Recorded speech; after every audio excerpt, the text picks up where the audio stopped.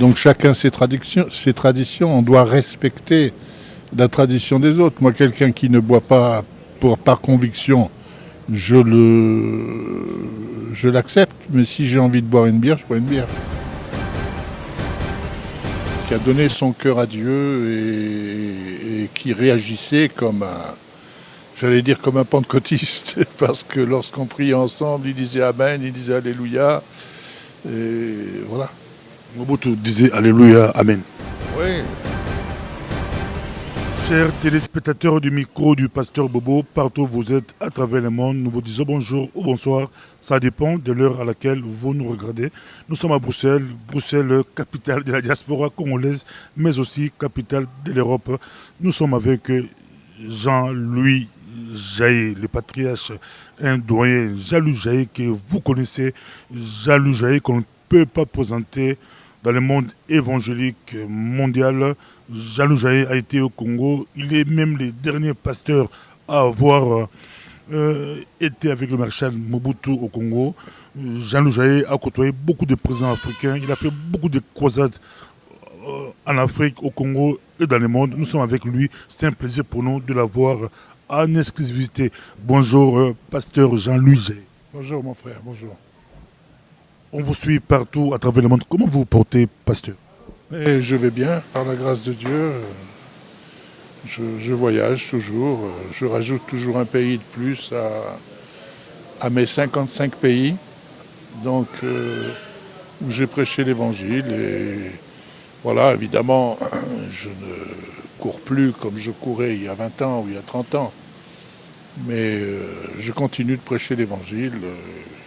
Là, je viens juste de terminer 2 mois consécutifs tous les week-ends. Et ça va, par la grâce de Dieu, la santé est bonne.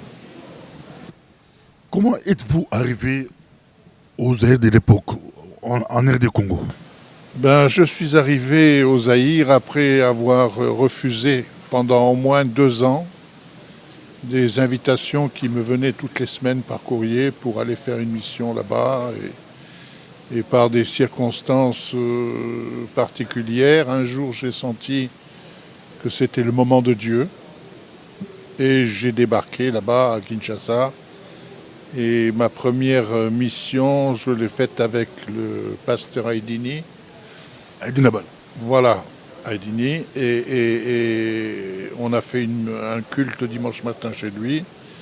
Et l'après-midi, on a fait à la Fikine, où il y avait environ 15 000 personnes et où le Seigneur se manifestait de façon extraordinaire, ce qui fait que la réputation s'est répandue aussi vite que les rumeurs. Et je suis retourné plusieurs fois, j'ai prêché l'évangile à Lubumbashi, j'étais à Mbujimayi aussi, j'étais à Bado et surtout à Kinshasa, au pont Gabi, où j'ai fait la plupart de mes missions, dont une de mes dernières missions a réuni plus de 120 000 personnes. Vous arrivez au Congo, la première personne qu'il faut raconter, c'est Aïdini Nabala, de nous amener maintenant au musée Aïdini Nabala. Mais comment avez-vous rencontré Mobutu? C'était comment? Vous vous retrouvez autour du maréchal Mobutu comme étant son pasteur, vous étiez avec lui, c'était comment? Je ne sais pas, il a entendu parler de moi. D'ailleurs, il me l'a dit un jour, il me dit, écoutez, quand j'ai su que vous réunissiez plus de monde que moi dans mes meetings politiques, j'ai voulu vous rencontrer. Puis un jour, j'ai débarqué à Kinshasa je venais du Gabon. Je suis arrivé à Kinshasa pour aller faire une mission à Mbujimayi. Et là, à la descente de l'avion, à Kin, donc, Anjili, un homme m'a dit, écoute, il faut vraiment que tu donnes tes tickets pour les bagages. On repart tout de suite pour Mbujimayi. Parce que le président veut faire ta connaissance et il est là-bas et c'était aux alentours du 24 novembre, il y a une fête là. Il a dit... Il a pris le pouvoir 24 novembre. Voilà. Donc nous avons quitté l'avion de la compagnie Air Gabon pour prendre un petit jet privé. Nous sommes arrivés à Mbujimayi et le lendemain matin, le président me recevait dans un petit déjeuner. On a parlé un petit peu un moment, il a semblé intéressé par mes propos et m'a dit mais qu'est-ce que vous faites pour Noël? Ben, j'ai dit écoutez pour Noël on est avec la famille, avec les enfants. Alors là il m'a dit écoutez est-ce que vous aimeriez venir passer les fêtes de Noël chez moi? Où? À Bado. À Badou. Donc je lui ai dit pourquoi pas. Et c'est ainsi qu'on est allé à Bado et on a passé une quinzaine de jours avec monsieur et madame Osborne, qui étaient des évangélistes aussi de grande renommée. Donc nous avons été là-bas, on est allé à la réserve de Virunga, on a passé 15 jours magnifiques et par la suite, eh bien, chaque fois que j'allais à Kinshasa, on se rencontrait. Qu'avez-vous dit à Mobutu de sa gloire? Vous étiez avec lui comme évangéliste, homme de Dieu. Vous l'avez rencontré. Qu'avez-vous dit à Mobutu? Est-ce que avez-vous une mission? Dieu, avez-vous un message de la part de Dieu? Les messages, il les connaissait, sa femme les connaissait aussi. Je lui ai dit pas mal de choses intéressantes, mais ce qui a été le plus intéressant, c'est lorsqu'il est devenu un enfant de Dieu, un an avant son décès.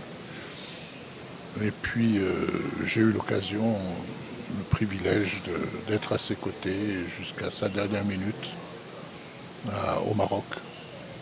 C'est vraiment quelqu'un qui a donné son cœur à Dieu et qui réagissait comme j'allais dire comme un pentecôtiste, parce que lorsqu'on priait ensemble, il disait Amen, il disait Alléluia, et voilà. Mobutu disait Alléluia, Amen. Oui, oui, oui. Il répondait à mes prières et j'ai prié pour lui jusqu'au dernier moment. Je pense que c'est la dernière personne qu'il ait vue. Voilà. Comment s'est passée sa conversion? Il s'est converti, je pense, en lisant la parole. Je lui avais offert une Bible en 83 et je lui avais indiqué 2 psaumes particuliers et quelqu'un m'a dit, chaque fois que je rentrais dans sa chambre, je trouvais la Bible sur le lit qui était ouverte à un ou l'autre de ces passages de la Bible. Mobutu a accepté Jésus-Christ. Oui, oui. Il a accepté Jésus-Christ comme son sauveur et son Seigneur et il s'est efforcé dans les derniers mois de sa vie de vivre selon les principes de l'Évangile. En écoutant les témoignages de votre femme, elle a dit qu'avant déjà que vous puissiez aller à l'Afrique, vous priez sur les photos des présidents africains par la foi. Ça s'est passé comment? Essayez un peu d'expliquer. Un jour, j'ai eu à cœur, je me suis dit, pour que ces pays soient bénis, il faut que leur chef de gouvernement soit béni. Et nous avons pris des photos des uns et des autres et on les a placés dans notre chapelle.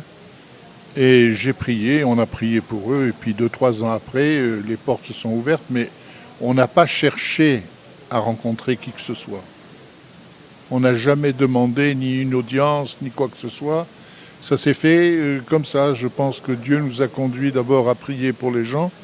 Et c'est important de prier pour les gens, que ce soit nos amis ou nos ennemis. Et je pense particulièrement à nos ennemis. Quand on prie pour nos ennemis, on risque de voir réellement des miracles se produire. Et c'est ce que Jésus nous a dit. Il nous a dit « Bénissez et vous serez bénis ». Donc là, on avait pris ces photos des pays où j'allais annoncer l'Évangile régulièrement, mais sans aucune arrière-pensée, sinon qu'un jour il rencontre le Seigneur comme il voudrait, où il voudrait, voilà. Mais bon, on a été conduits, on a été dirigés comme ça, et on a rencontré plusieurs chefs de l'État. Qui par exemple? Ah ben, j'ai rencontré le président Dako, en Centrafrique, qui était un chrétien très très convaincu. Et lorsqu'il m'invitait chez lui, il invitait aussi des gens à venir et on faisait une réunion de prière. Et je pense que vous connaissez les traditions pentecôtistes ou charismatiques, mais on priait pour que les gens reçoivent le baptême dans le Saint-Esprit. Et là, il recevait le baptême dans le Saint-Esprit. Plus tard, le président Bokassa a rendu un témoignage en disant « Mais vous savez, voilà, maintenant je fais de la prison ». Il avait fait, je crois, 7 ans de prison. Quand il est sorti de prison, il dit « J'ai vraiment rencontré le Seigneur ». Et c'est grâce à des hommes comme, il a cité mon nom, parce que son avocat, qui était un chrétien, lui amenait mes cassettes. Alors il écoutait mes cassettes. Et c'est ainsi que j'ai rencontré plusieurs fois le président Bongo aussi. Voilà. Le président Sassou aussi, j'ai été reçu chez lui. Et je l'ai rencontré ensuite à Libreville, je l'ai rencontré à Paris. Voilà. Mais bon, je ne peux pas dire que ça a eu un effet direct comme celui dont nous parlions tout à l'heure. Ça raconte que ce président aimait beaucoup de fétiches. Des fétiches, d'autres sont des formations. C'était comment par rapport à... Quand vous leur avez parlé de Jésus-Christ, ils étaient prêts à abandonner leurs fétiches, Moi, je ne leur demande pas de faire le ménage dans leur vie. Je leur parle simplement du Seigneur et lorsqu'ils ils reçoivent le Seigneur dans leur cœur, dans leur vie, ils savent ce qu'ils ont à faire. Et puis la plupart du temps, ça se fait. Parce qu'on ne peut pas servir de Seigneur, on ne peut pas faire deux choses à la fois. C'est que pastoral Mobutu s'est confessé à vous. Pardon? La confession Mobutu. Il y a des choses que je garde pour moi. Voilà, je ne peux pas vous en dire plus. On a développé une relation d'amitié pendant des années, et puis voilà. Vous êtes la dernière personne à pouvoir voir Mobutu vivant, si je ne me trompe. Oui. C'était comment? C'était comme quelqu'un qui est en train de mourir, quoi. On était là-bas, on priait pour lui, pour sa guérison, mais bon, les médecins qui étaient autour de lui n'étaient pas aussi optimistes que nous, mais bon, on a cru jusqu'au bout que Dieu était capable de faire un miracle, et puis le Seigneur a dit... De l'église du pouvoir, vous avez fait beaucoup de campagnes. Parlons un peu du Congo spirituel, du Congo des églises. Quelle impression avez-vous quand vous voyez aujourd'hui en Europe les églises congolaises? Vous avez aussi rencontré beaucoup de pasteurs, côtoyé beaucoup de pasteurs congolais en Europe. Oui, ben écoutez, là je peux avoir qu'une idée extérieure du Congo. Je sais qu'il demeure des églises qui sont fidèles à l'enseignement de la parole. Et en fait c'est ça, mais malheureusement, aujourd'hui au Congo et ailleurs, il y a beaucoup de gens qui sont autoproclamés. Ils ouvrent une église comme on ouvrirait une supérette, histoire de tondre un peu les brebis. Il y a une profusion également de prophètes. Alors, je ne sais pas à moi de dire si ce sont des vrais ou des faux prophètes, mais j'étais dernièrement dans une église ici à Bruxelles, une grande église avec un grand pasteur. Et l'église était pleine aux 2/3. Donc c'est une église de 700-800 personnes. Et le pasteur s'excusait presque, il me dit, écoute, il dit, j'aurais pas dû annoncer que tu étais missionnaire. Si j'avais annoncé que tu étais prophète, l'église aurait été pleine. Parce que les gens qui n'arrivent pas à décider de leur avenir ont besoin d'avoir quelqu'un qui leur dise des prophéties. Et en général, ce n'est pas des mauvaises prophéties. Parce que si c'est des mauvaises prophéties, on s'éloigne d'une source éventuelle d'argent. Il faut pouvoir prophétiser des bonnes choses. Alors, quoi vous dire sinon que, très sincèrement, à mon avis, il y a eu une grande dégradation. Une grande dégradation dans les églises, notamment évangéliques, avec des gens qui font du n'importe quoi. Mais bon, il y a aussi des églises qui marchent, des églises qui sont appuyées sur la parole, et c'est avec celle-ci que je travaille. Quels sont les pasteurs congolais qui vous ont le plus marqué tout au long de votre ministère? Oh, je ne peux pas dire qu'il y en ait qui m'aient marqué, parce que je me démarque un peu de leur doctrine. Mais bon, parmi les pasteurs, il y en a un que je connais parfaitement et que je considère un peu comme mon fils, c'est Albert Placenza, qui est un garçon qui est resté fidèle à la mission et fidèle à la parole que j'ai annoncée. Mais sinon, bon, les autres, je ne les connais pas. Je ne les connais pas, très peu. Ni à l'extérieur, ni à l'intérieur. Non, non, bon, je travaille avec quelques pasteurs sur la région parisienne. Et puis bon, je vais très très souvent dans des églises congolaises, mais bon, je ne peux pas dire qu'il y ait quelque chose de marquant. Votre parcours, comment Dieu vous appelez, c'était comment à vous, votre parcours?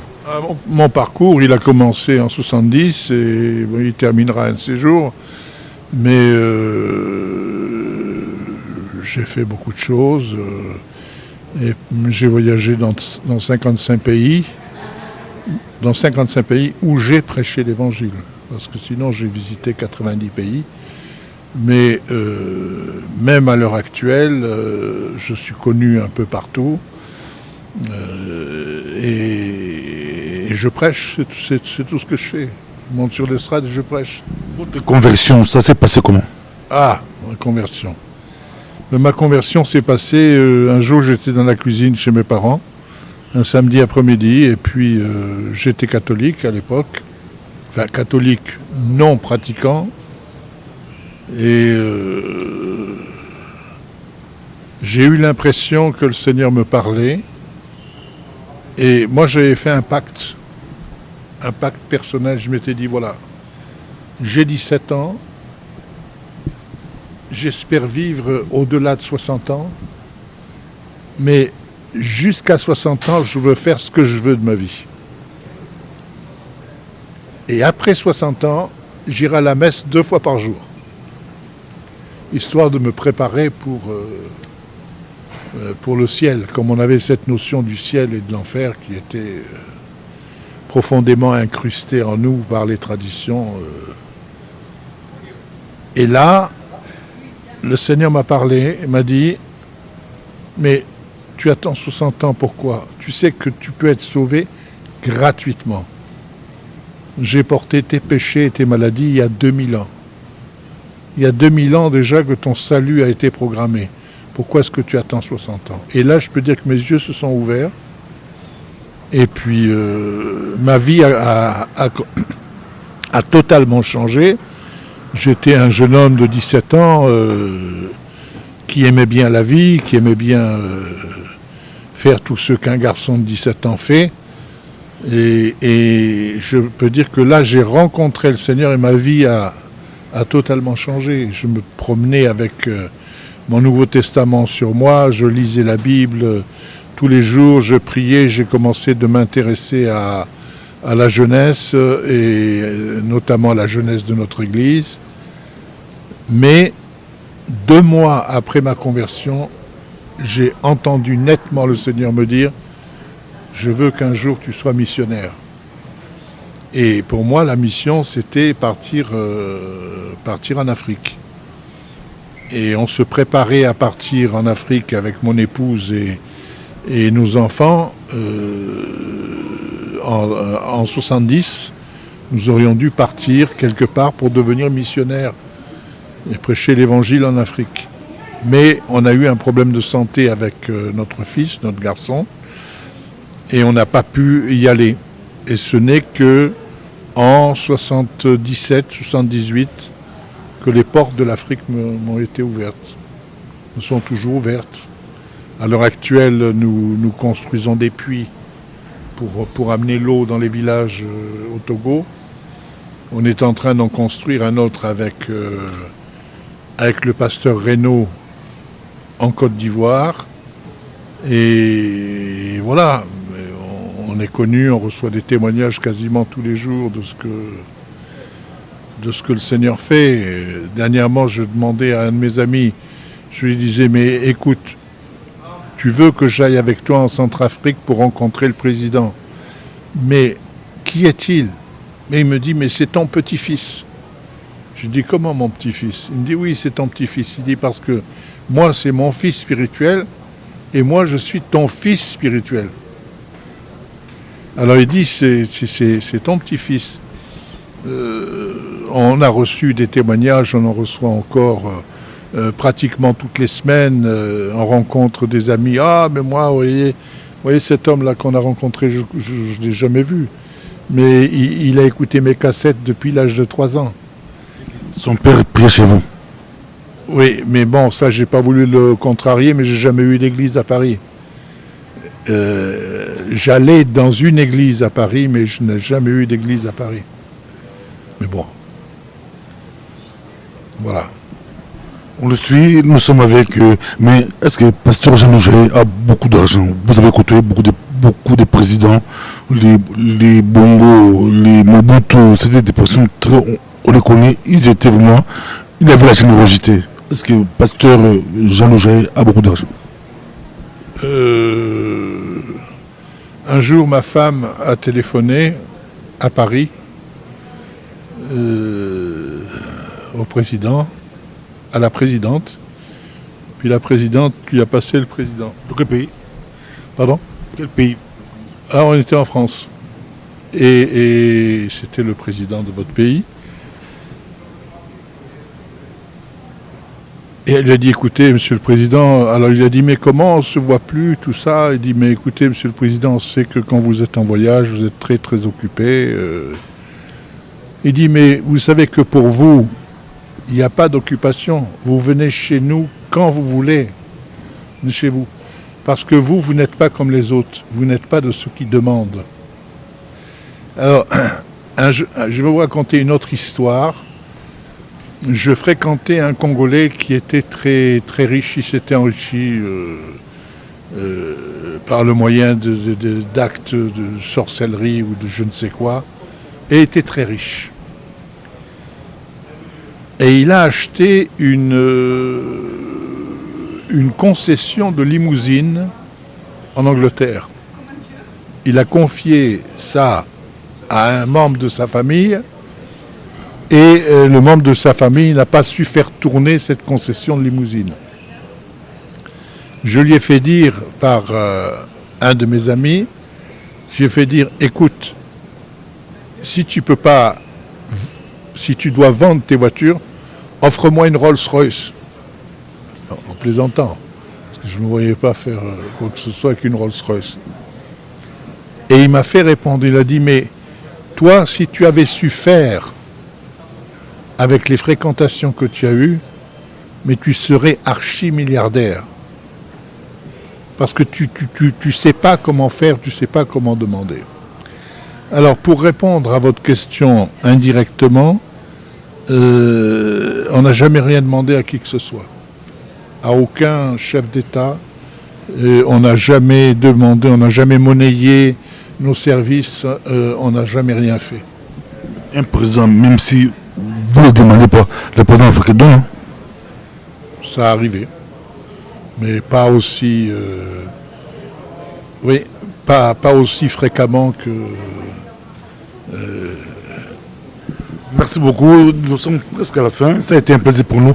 Mais si on revenait sur Mobutu, c'était vraiment extraordinaire. Il se raconte que Mobutu, vivant à bonne santé, puissant, ne vous a pas donné l'occasion de lui prêcher l'évangile. Vous arrivez à la maison, ouais, on ne vous laissait pas le temps de lui prêcher la parole, mais c'était juste quand Mobutu est devenu malade qu'il s'est rappelé de vous. Disons qu'on avait l'occasion de lui parler de l'évangile, de lui prêcher l'évangile. On parlait très souvent de l'évangile d'ailleurs ensemble. Mais c'est évident que lorsqu'on est malade et qu'on cherche du secours, on est plus ouvert. L'évangile, le réveil spirituel pour l'Europe, c'est possible, l'Europe? Ça, il faut vous adresser à tous les prophètes qui prophétisent depuis 50 ans que l'évangile va venir, ceci, cela. Il y a certes quelques signes, mais on en est encore loin. On en est encore loin. Vous savez, 2 fois par an en France, on fait des soldes. Et quand on fait des soldes, on vend des produits qui valent tel prix, on les vend avec 50%, 60%, 80%. Et j'ai l'impression que trop souvent, hélas, les croyants achètent l'évangile en solde, c'est-à-dire l'évangile est bradé. On dit aux gens, non, il ne faut pas trop vous faire de soucis, ceci, cela, chantons, dansons, mais je peux vous citer un prédicateur sur 2 qui n'ouvre jamais sa Bible quand il prêche. Ah, le Seigneur m'a montré, il y a quelqu'un à droite ou à gauche qui a mal à la tête. Mais je vais vous dire, il n'y a pas besoin d'avoir le Saint-Esprit pour savoir que dans une église où vous avez 100 femmes, il y en a une qui a mal à la tête.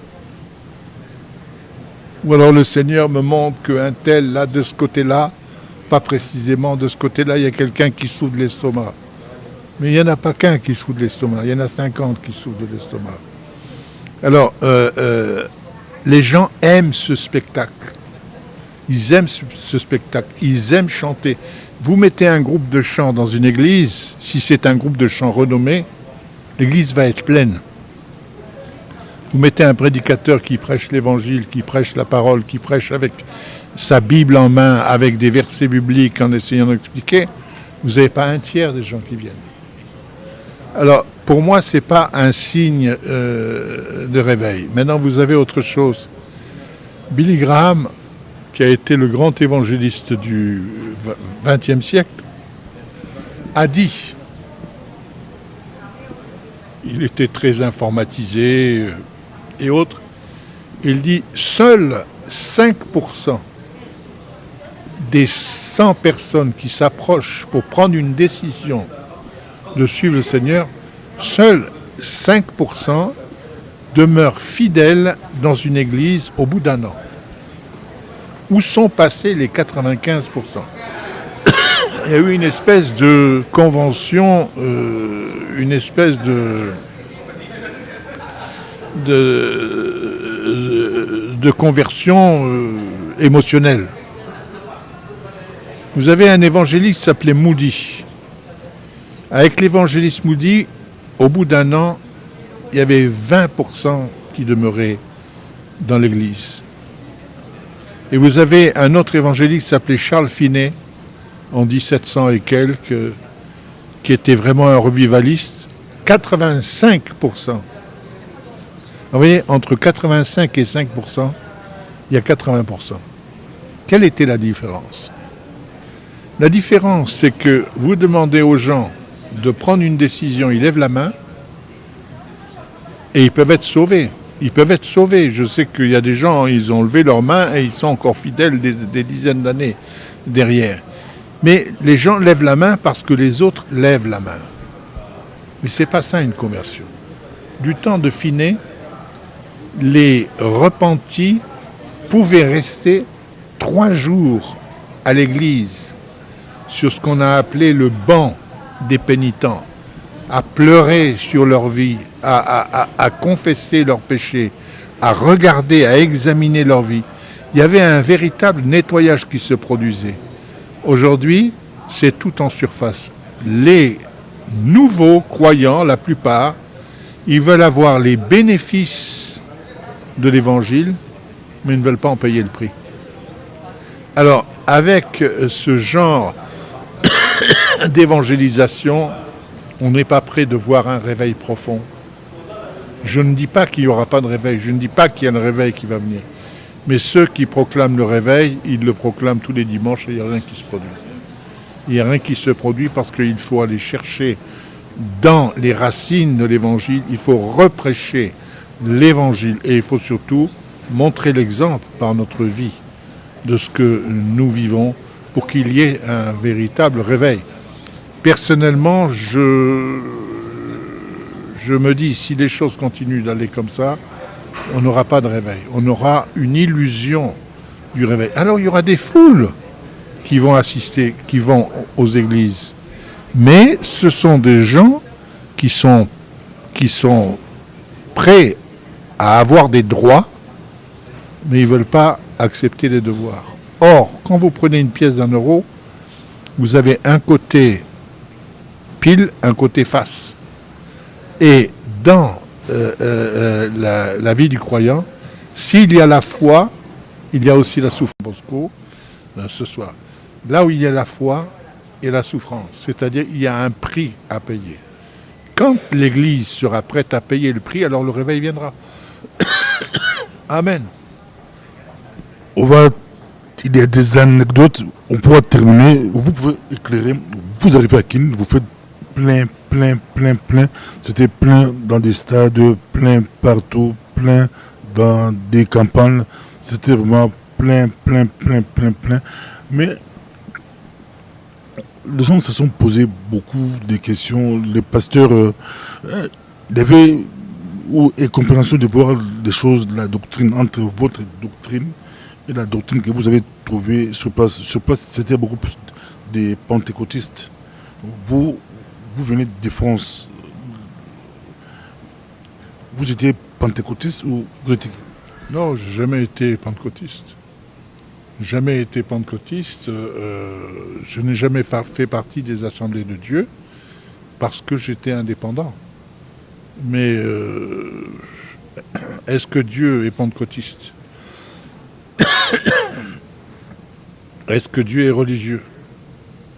On peut prêcher l'évangile à partir de ce qu'on croit dans la parole sans être pentecôtiste. Mais c'est vrai que ma prédication s'apparentait davantage aux pentecôtistes qu'aux baptistes. Vous le savez parce que le pasteur Gémon a dit, la voiture va arriver, 16h30, la voiture arrive ici pour vous prendre, pour aller à la campagne, à l'église, parce que vous allez prêcher aujourd'hui. Il y a une voiture qui va arriver tantôt là, pour que vous puissiez aller. On va vous laisser vraiment le temps d'aller prêcher l'évangile à Bruxelles. Pendant 2 jours, quel message allez-vous apporter? Je vais apporter le message sur la grande foi. Je vais parler de ce que c'est que la foi, de ce que c'est que l'obéissance. Je vais parler de la banque du ciel, non pas pour parler d'argent, mais pour parler de pouvoir, et dire que beaucoup de prières sont faites mais ne sont pas exaucées, parce qu'il n'y a pas de crédit dans notre banque. Et pour avoir du crédit, il faut faire des actes d'obéissance. Et ce sont nos actes d'obéissance qui nous amènent la puissance. Ça a été un plaisir pour nous de vous avoir avec nous. Donc, on est très content d'avoir le pasteur Jean-Loup Jaé.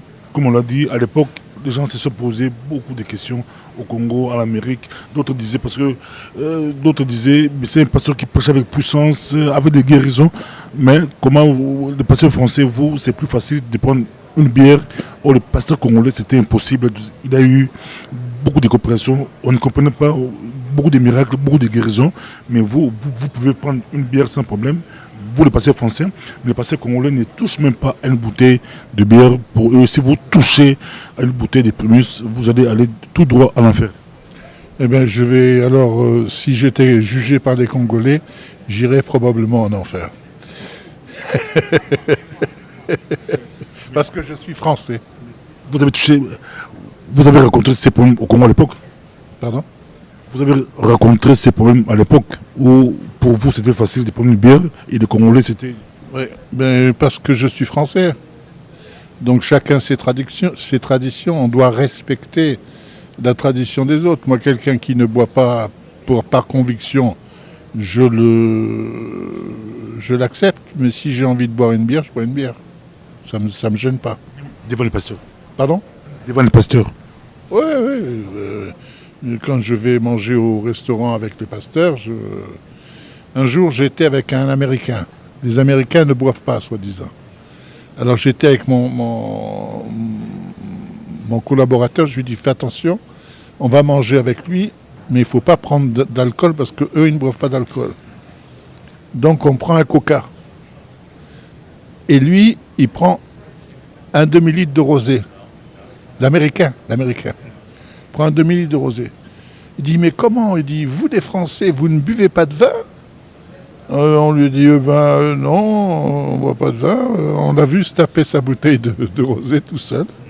Il a bu sa bouteille de rosé tout seul. J'étais à Berlin faire une mission, il y avait 1500 personnes qui étaient là. Et il y avait un vieil évangéliste qui a été le père spirituel de Coutinho, le révérend Masbach. Il était là. Il y avait tous les évangélistes d'Europe. On était là. À la fin de la réunion, on allait à l'hôtel, on s'installait quelque part et on buvait une bière ou deux, tous les serviteurs de Dieu. Et Masbach, qui connaissait bien les Américains, dit « Tu vois, les Américains, ils ont bu de l'eau minérale. Ils montent maintenant avec leurs femmes, ils vont déposer leurs femmes dans la chambre d'hôtel, ils vont redescendre, tu vas les voir boire du whisky au bar. » J'ai dit non, j'ai dit tu racontes des histoires. Il me dit attends et regarde. Effectivement, les prédicateurs américains amenaient leurs femmes dans la chambre, ils redescendaient, ils allaient au bar, ils se tapaient les whisky. Donc je comprends que quelqu'un qui n'a pas de modération dans sa vie, il vaut mieux qu'il ne touche pas un verre d'alcool. Je trouve que c'est bien, de boire de l'eau, c'est bien. Mais sinon, moi, je me gêne absolument pas, que je sois avec des pasteurs ou pas des pasteurs. Je suis français, je vis avec ma tradition. Merci beaucoup. J'en profite pour remercier pasteur Patrick Badibanga de l'Église des Messagers, pasteur Ali Chiboboa, Église des Messagers, Eric Itima, toute l'équipe de l'Église des Messagers, les frères et sœurs. Ça a été une surprise pour moi. C'était mon anniversaire. J'ai été surpris. Belle surprise. Que Dieu vous bénisse. C'est vraiment tout droit au cœur. Que Dieu vous bénisse. Merci beaucoup, homme de Dieu. On va vous accompagner chez les pasteurs jumeaux de Belgique, pasteur Jean Bosco. Il y a une campagne, une croisade. Et nous sommes là pour vous. Merci beaucoup. À la prochaine.